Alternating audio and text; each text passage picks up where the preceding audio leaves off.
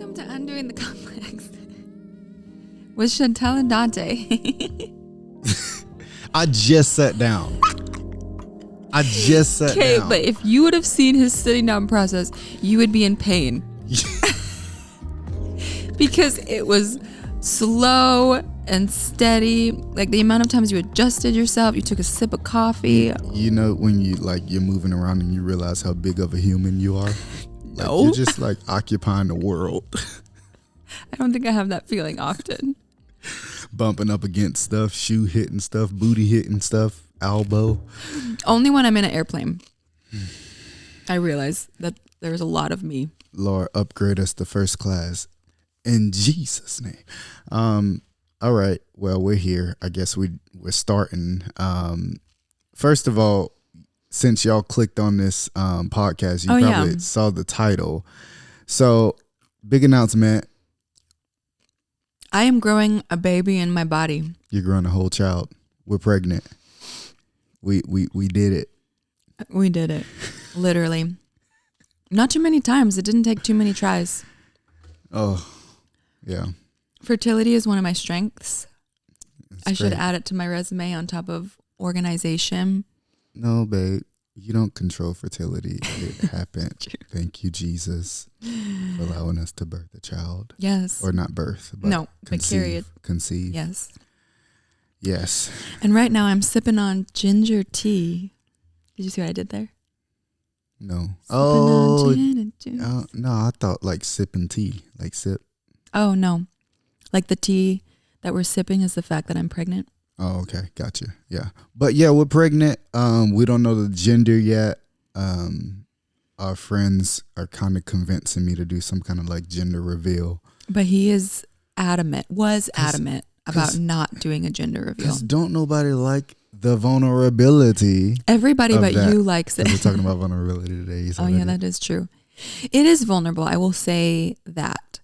It's vulnerable to be to have your, I mean, it's like your birthday party all over again. I don't know about you, but I hated opening my presents in front of people because it's so vulnerable having them watch your reaction. No, that was different. I loved opening my presents in front of people. You would.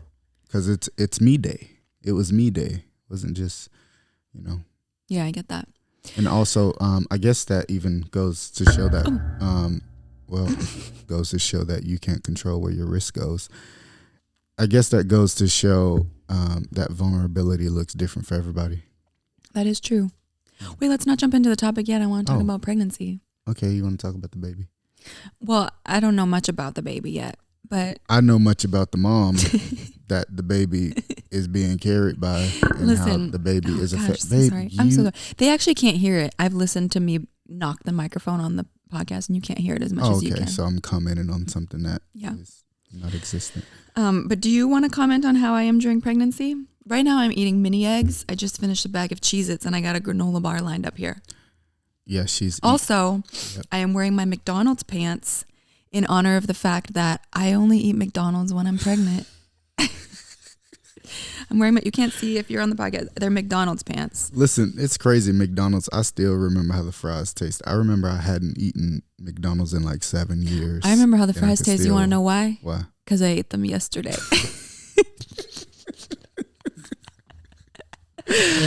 I did. Oh, baby. There was one morning where I was pregnant, but I just wanted breakfast sausage. Like I was texting in my mom group, like, does anybody have breakfast sausage? Like the kind that looks like a turd that's all wrinkly and dry, but it's like why you salty. Give that description, my craving was breakfast sausage, and I was like, you know where I can get breakfast sausage for under $1? In an egg McMuffin. McD's from with McDonald's. Some lettuce and some cheese and a hamburger, please. It was 99 cents for a sausage and egg McMuffin. Dang. And I pounded it and it didn't hit the spot. That's the thing about pregnancy cravings is you think that your body knows what it wants and then you eat it and it doesn't satiate it. And then you're frustrated and looking I imagine it's what hell is like. Oh. Like you have a desire and a craving and a need that gets met and then you try and get it met and it never gets met. You just have the desire. Yeah. Well, but yeah. Don't nobody want to go there. I know. I mean, my experience of you being pregnant, what version do you want? All the versions. Okay, I'm gonna give you the raw, the real, the ugly. No, I'm just playing. The vulnerable. No, you've been doing good, but man, there's been some days. What do you mean days? It's every day. No. I'm talking about for me. I'm talking about me. Yeah, I know. Isn't it every day for you too? Some days you're better than others. It's kind of like a hit and a miss of interactions with you. You could be like today. I'm gonna be honest. You've been short. I wouldn't be short if you weren't slow. I told you my body. I'm trying to move it. Listen, I'm out here doing my best. I'm not sure if you can hear my mini egg crunching, so I'm trying to move. Also, if anybody out there has a bag of Cadbury mini eggs from Easter that they don't want, send me a DM because I am on the hunt for Cadbury mini eggs. And since Easter is over, they don't sell them anywhere unless I want to pay $12 a bag on Amazon. And then send me some money with that so that I can go get her a coffee when she requests. No, I can't. I can only have 200 milligrams a day and I drink it at 4:30. Okay, just send me something so that I can go get something for myself out here trying to survive. No, honestly, it's been all right. Like, there's been moments where I'm like, okay, I need to go talk with somebody because you crazy. But I haven't thought, like, my first thought hasn't been, oh, this is hell. Because you never know when you have a pregnant wife in the house, emotions are everywhere. Now, there was a couple of weeks your emotions were like all over the place. It wasn't. I seem to have forgotten those. Oh, I didn't. Oh yeah, it was out there when you said, when I had like said something about your parenting, and then you said, "Are you gonna let me parent him?" And it was like I couldn't stop the tears from coming. It was like they like spewed out of my eyeballs. Was like, I just was saying my feelings got hurt so fast. Yes, and it was like DEFCON red, yeah, and I was like, oh my god, she. Like, I bet they heard that. So I'm in this moment. We're in the backyard. I'm a dad, and how I'm gonna father them is gonna be different how she mothers them, and we know that, and we respect each other in that. There's a moment I call Zai and I say something, and she comments something, and I just said a little comment, and maybe I could have, held it. No, you didn't have to hold it. You could have just said it nicer. Okay, I didn't say. Are you gonna let me parent him? Does it sound like?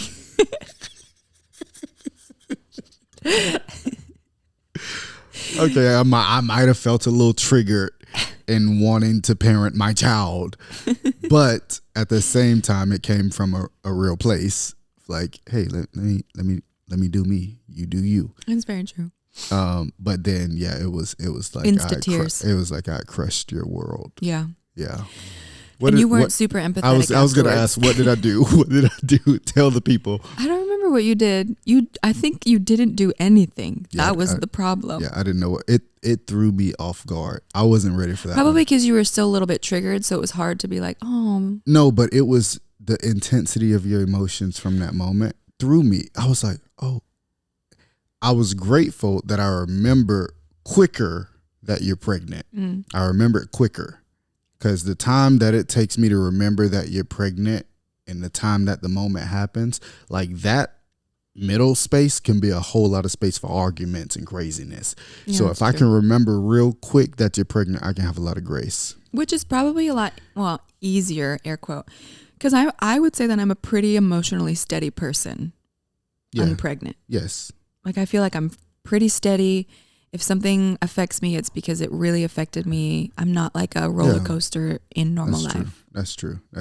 And so now, man, we're on that roller coaster. We're riding. Honestly, though, when I get pregnant, I'm like, it kind of just gives me permission to just like ride the roller coaster, and let myself. If I feel sad, I'm gonna cry. If I feel whatever, I'm gonna just, because normally I'm just so steady, so it almost feels like a little cozy.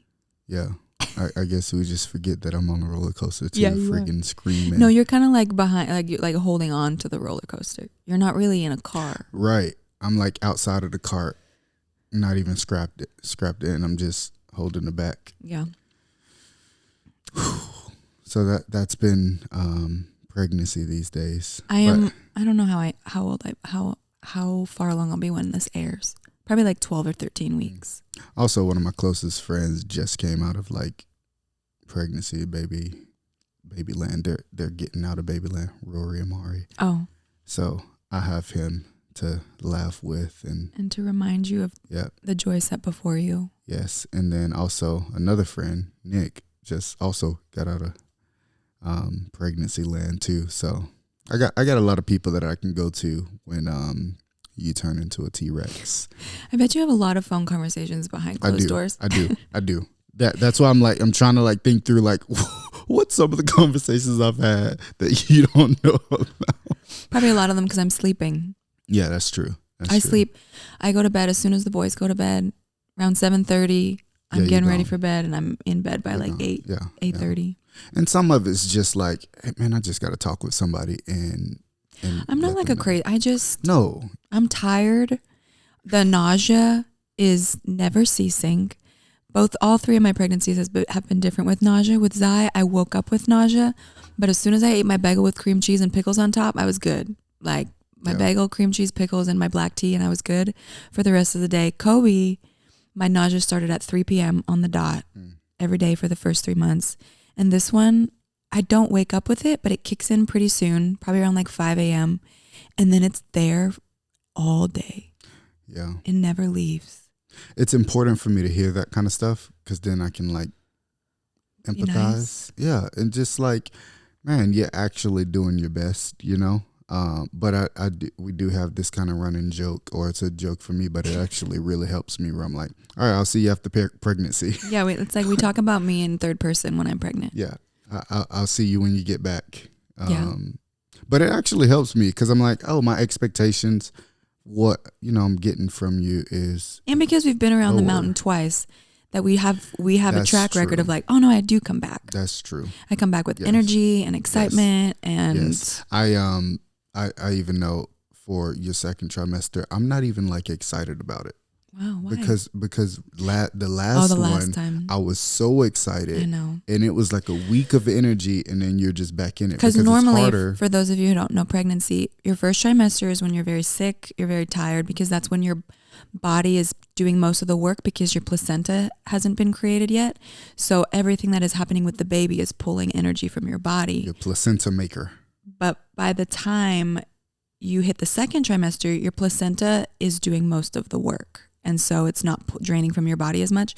So second trimester is supposed to be like the glory days like of pregnancy, where you get energy, you get your sex drive back, you get your you just are more energized and more excited. I remember waiting for that last year. Never came. It never came. So this year, your boy's ready. So I'm just ready. Baby comes and healthy mom, healthy baby, and all that fun stuff. So 2022, I'll see you, baby. Oh no, 2023. Well, really, it'll be for Christmas. I'll see you at Christmas. We are gonna have a cozy Thanksgiving, baby, just like I always wanted. Yeah, I hope it's before Thanksgiving.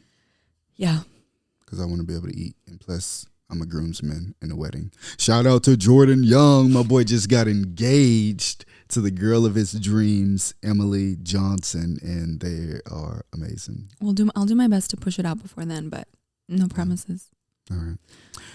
Well, that's the exciting news. That's the exciting news of the day. Yes. And then you want to hop into this topic about vulnerability and what is vulnerability? Why is vulnerability important? And what's the power of being vulnerable?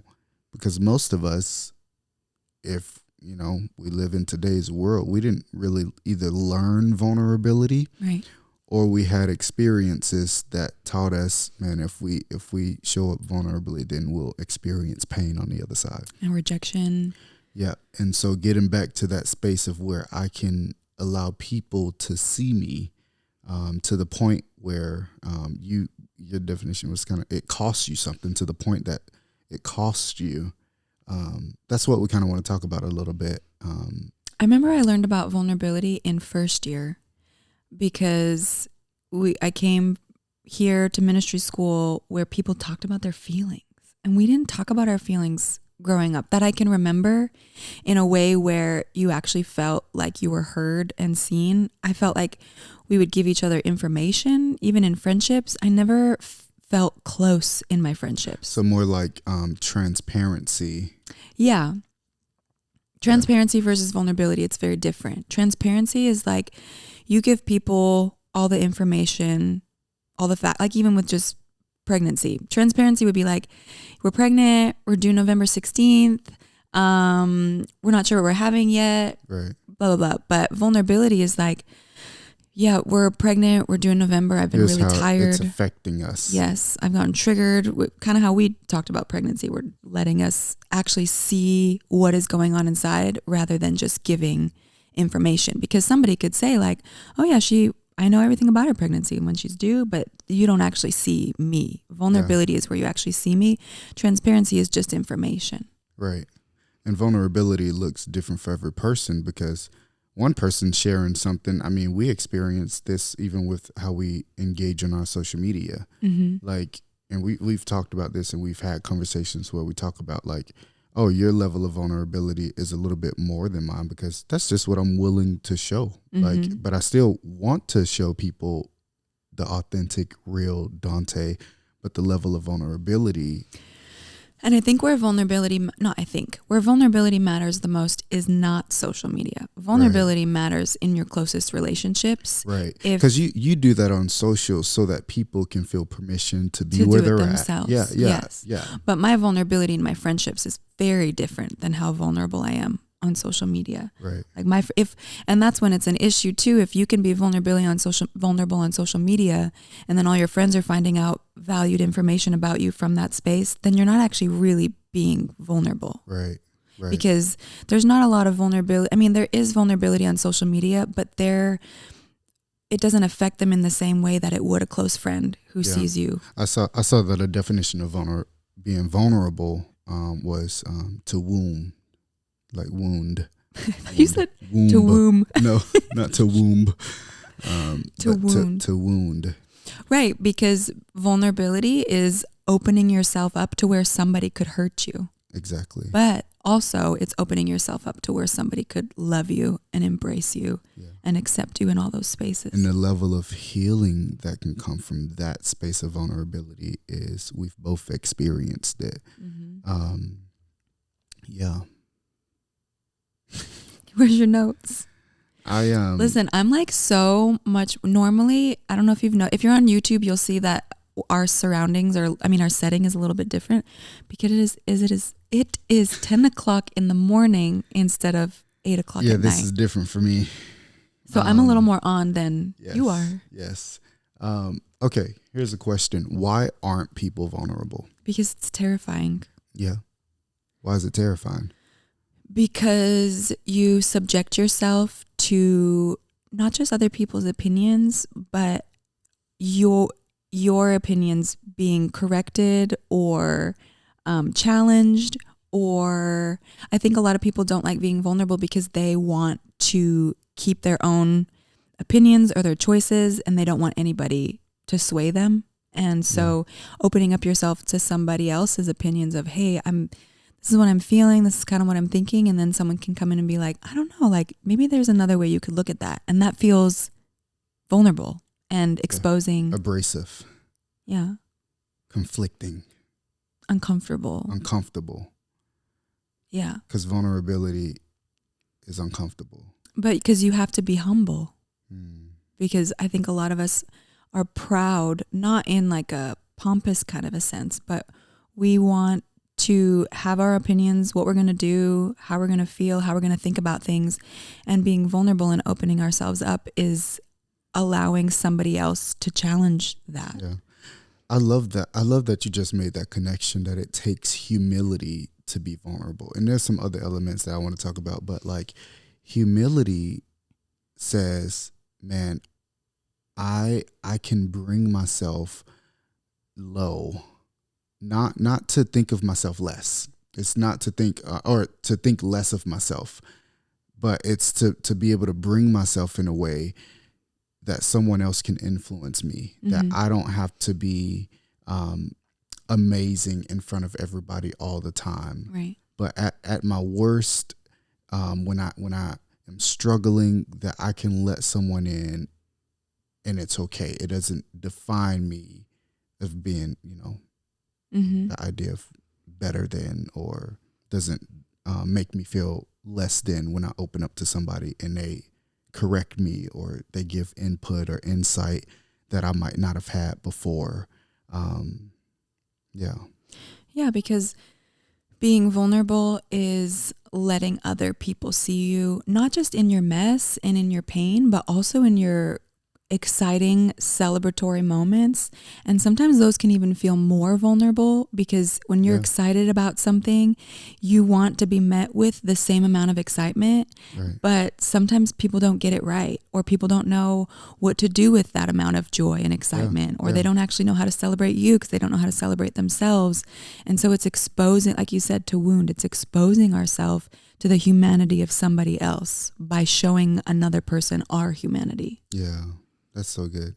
But I think with that, this is why we don't just be vulnerable with everybody, because we're not just vulnerable for the sake of being vulnerable, or because, I'll do it on social media because I'm being vulnerable. We actually have to pick safe people to be vulnerable with. Yeah. Can you define a safe person?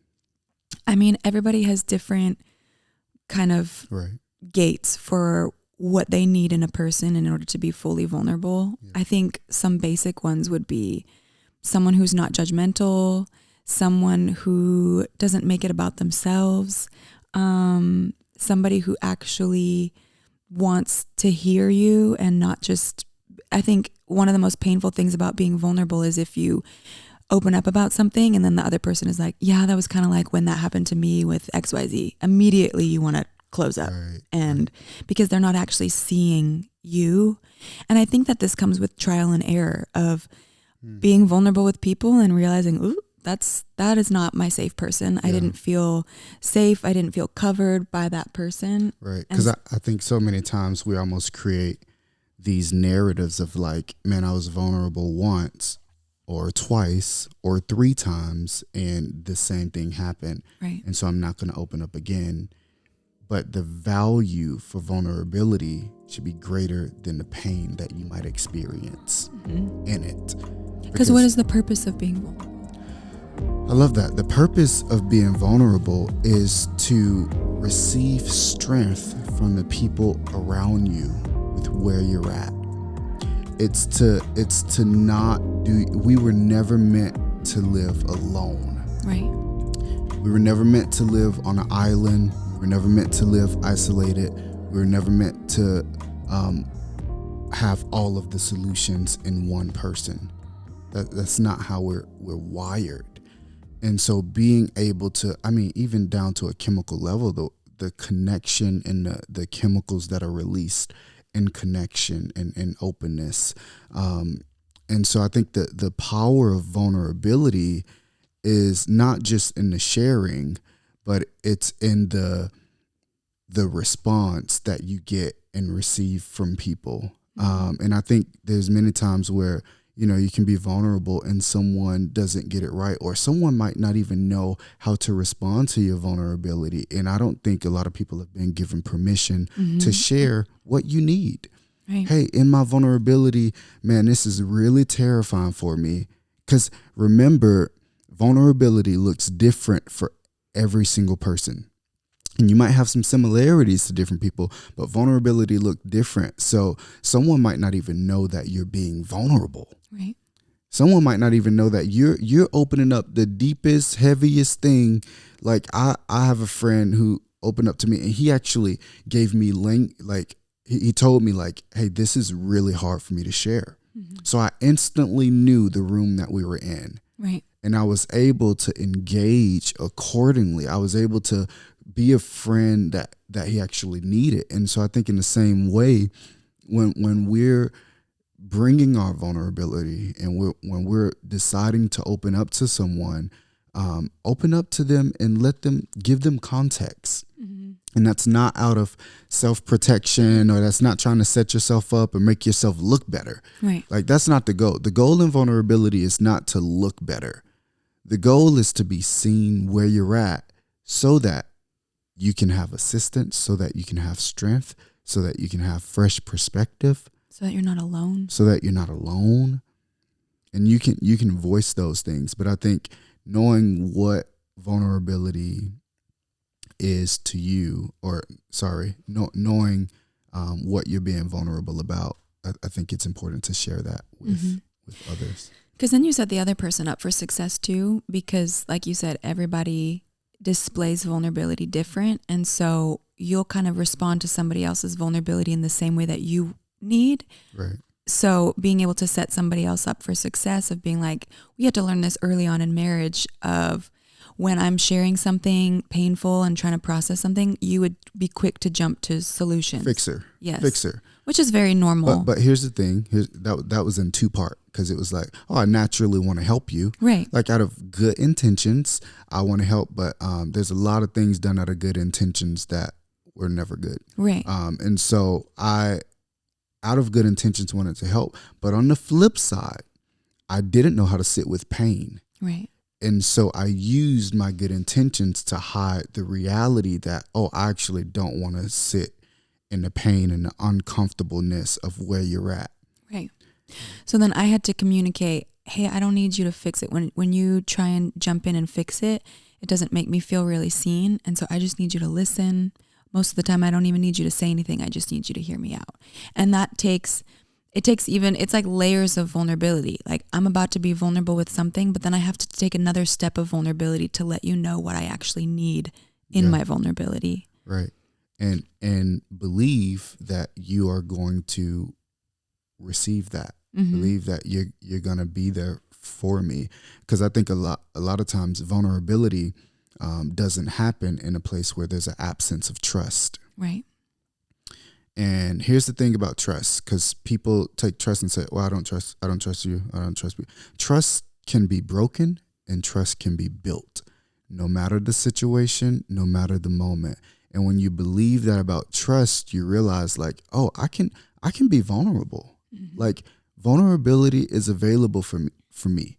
I can build trust with people. I can tell people, hey, this is what trust looks like for me.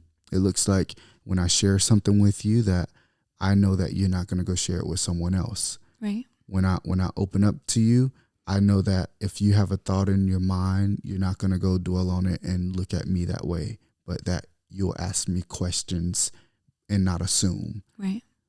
And so knowing what trust looks like, because then when you know that, and you know that that person has agreed to it, man, that just created the grounds for me to be vulnerable. Right. And I think a part of that is we actually have to take a look at the vulnerability fails in our life where people didn't get it right. And actually heal from the pain of growing up in childhood. This isn't me, but trying to tell our parents how we felt, and they said, stop crying, or it's not a big deal. Like, just figure it out. And that creates pain in us. And then it creates a belief system of, when I'm vulnerable, I'm only met with rejection. Right. Or me being open is not a good thing. Or me having emotions is not okay. And so then we have to also, in our current relationships where we're trying to build trust and vulnerability, we first have to look at, we probably might have pain in the area of opening up and being vulnerable. And what are the beliefs that I have about vulnerability, about being open, about letting somebody see me, and doing a little bit of work there and some healing from relationships of our past, putting some compassion on the people who got it wrong because they probably didn't know how to be vulnerable themselves. And if you don't know how to be vulnerable yourself, you're not going to be able to receive somebody else's vulnerability. And so in being vulnerable and going on this journey and building trust, you also have to take a look at the vulnerability fails of people growing up and people in your past too. Right. So it feels like this kind of goes into what I was going to ask next, but like, what's someone that's wanting to take steps into being more vulnerable with the people around them? Because we've talked a little bit about the value of it. Mm-hmm. I think I'm not sure if I shared this story in the episode on finding your people, but my beautiful mom group that I've known for 5 years, and we've built these friendships with each other. We met every week. We have this beautiful group of friends. But vulnerability it didn't start that way. It's not like we all showed up and just decided to start being vulnerable with each other. That was a choice that was made over time, where we were hanging out, we were being pregnant, we were just having kind of surface conversation, getting to know each other. But then a part of relationships is like, we could stay this way in this friendship, or we could take it a little bit deeper. But in friendships, it's always like, okay, who's going to do it first? Is this something that we both want? Maybe this person does just kind of want a surfacey relationship. And so it takes risk to be vulnerable. And so I share this story of, we were about to go on a mom's night out, and I didn't want the conversation to just be talking about our kids. And so you challenged me right before I left of, if you want vulnerability in your group, why don't you open up and be vulnerable first? And so long story short, I got to the restaurant and I did that. I just opened up about something in my marriage, and then it shifted the whole conversation, and everybody started opening up about theirs. And then that became kind of a bedrock that our mom group was built on, where we share everything about ourselves, our life, our marriage with each other. But it was risky because I could have done that, and then it could have been crickets, Right. Everybody could have been like, oh, that's because weird. With vulnerability, you don't know what's on the other side. Right. You have an idea of what could be there, if there's trust there. Right. But reality is, you actually don't know how a person is going to respond. And you're saying, hey, I relieve myself of the need to control how you will react or respond to me. I trust and believe that when I am vulnerable, that people come to my assistance to lend strength, to help me not feel alone. Right. And this is why vulnerability is, I don't know if I want to say it's a process, but I guess so, I in the think sense of, you're not just going to meet somebody on the street and then test it out and be like, I'm going to be vulnerable. I'm going to tell you my life story. Because then that doesn't build trust. Like, these girls I had known for months. And so it's not like you just drop a vulnerability bomb and hope that, well, hopefully they receive this. Right. But you're building trust over time, and vulnerability comes with that, and trust. And I want to speak into two more things, and then we'll finish. But one, you might be someone who's been vulnerable, someone who's not been vulnerable. You're listening to this and you're like, crap, dang, shoot. I haven't been vulnerable with the people around me, and I've been pretending to be, but I want to start making steps. I want to just tell you that there is no shame in realizing where you are at. I think it's a powerful thing to realize where your feet are, to come into reality of, oh, this is where I'm actually at, because now you have something to work with, even if that's working backwards. But the reality is, we all have a choice every single day to step into vulnerability, to be open, to be seen. And so I just wanted to say that to those out there who haven't started the journey of vulnerability, or somewhere along their life they got hurt and decided to close off, that, man, you can start today with someone who's safe to you, and just let them know, hey, listen to this podcast. I got triggered the whole time. This memory came up. Just won't let you see me. Or in a friendship, I was listening to this podcast and I realized that I actually want more vulnerability in our friendship. Is that something you would want? Right. And you can start that today. Vulnerability isn't reserved for whoever. It's for everybody.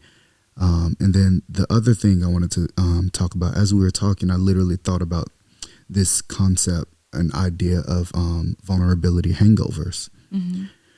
Because you're talking about jumping off the deep end, and I think a lot of times we can kind of experience that vulnerability hangover. Man, I just opened up and divulged in a way that I haven't been vulnerable in a long time, and I just let a lot of people in, or I just let a couple of people in, and man, I am feeling the hangover of like, oh, that's a lot.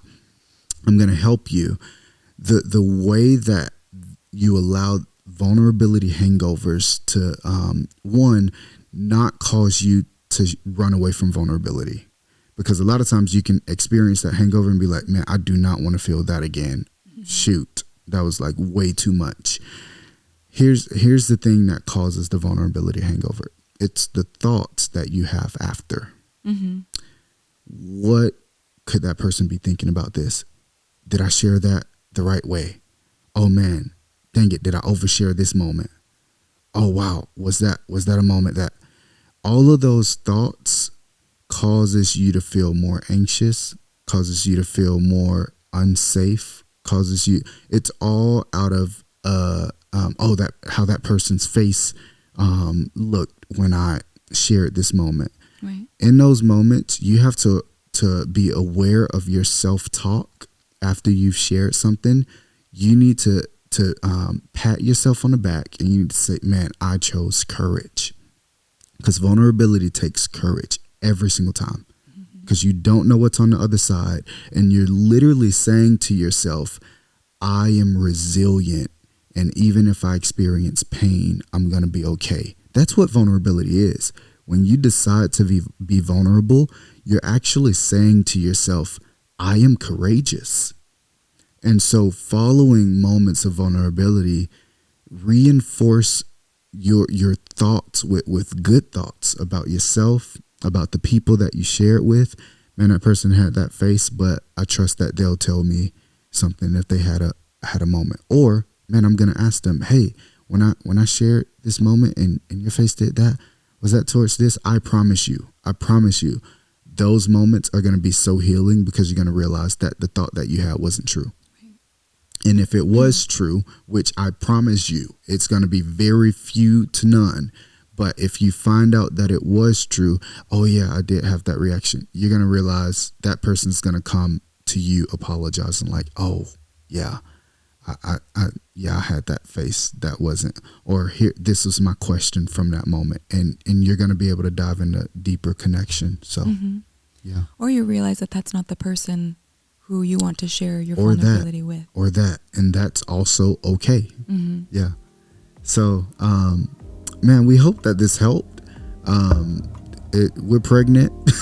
So vulnerability is awesome. Vulnerability is amazing. We're making a baby. It's a good day. It is a really good day. It's a nice day out.